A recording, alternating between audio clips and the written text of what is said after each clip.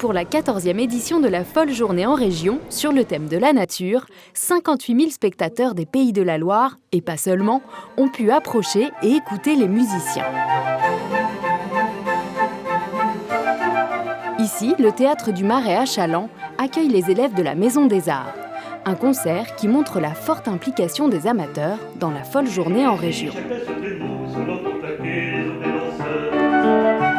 Ce que j'apprécie beaucoup, c'est que c'est une initiative qui a vraiment été portée par les territoires. C'est-à-dire qu'on ne vient pas avec une initiative nantaise qui ensuite vient se plaquer sur les différents territoires régionaux, mais au contraire, on fait en sorte que la Folle Journée en région se nourrisse de la diversité culturelle des territoires et de toute la richesse culturelle, artistique, musicale qui existe sur les différentes villes dans lesquelles la Folle Journée s'est implantée au fil des années.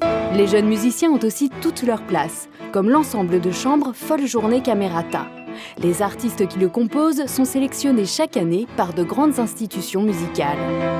Avec les pianistes Claire Désert et Emmanuel Strosser, ils interprètent le Carnaval des animaux de Camille Saint-Saëns à Saumur, un concert à voir en famille.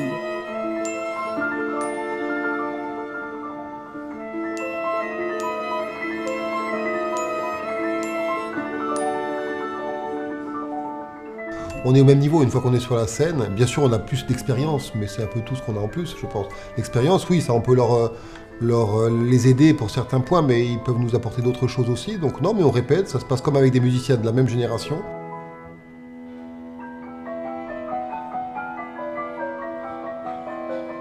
L'exigence est la même, c'est juste dans la forme, c'est un peu plus festif et puis il y a une énergie communicative, une ébullition qui pour nous est très, très gratifiante.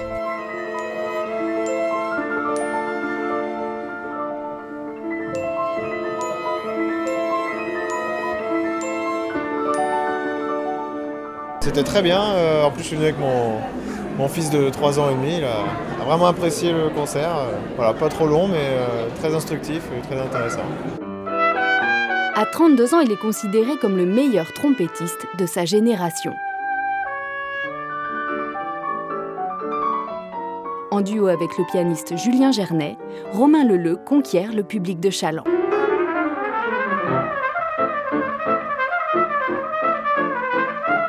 C'était chouette, j'ai bien aimé les instruments. Ah, c'était vraiment génial. Ça m'a bien remotivée parce que moi-même je suis en train d'apprendre la trompette. La trompette, c'est sensationnel, c'est vraiment magnifique.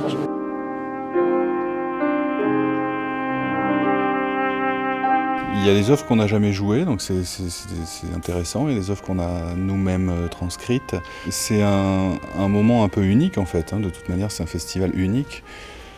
Dans le sens où les gens enchaînent les concerts et on rencontre aussi plein d'amis musiciens et il y a toute une ambiance qui est quand même très particulière et je pense, par mon expérience, qu'on retrouve nulle part ailleurs.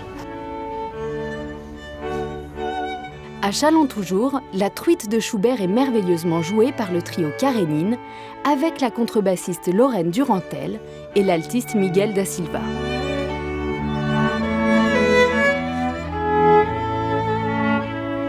Moi j'ai trouvé que c'était super intéressant, on sentait qu'ils étaient à fond dans leur instrument et que la musique les possédait en fait, donc c'était vraiment intéressant à voir.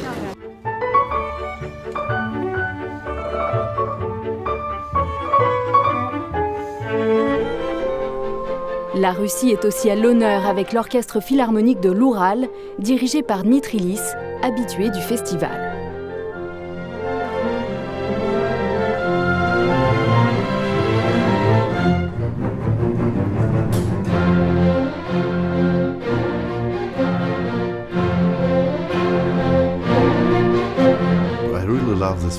Pour nous, ce festival est un véritable bonheur. C'est le plaisir de voir le public toujours si enthousiaste. Sur chaque concert, on ressent à quel point les gens ont besoin de la musique.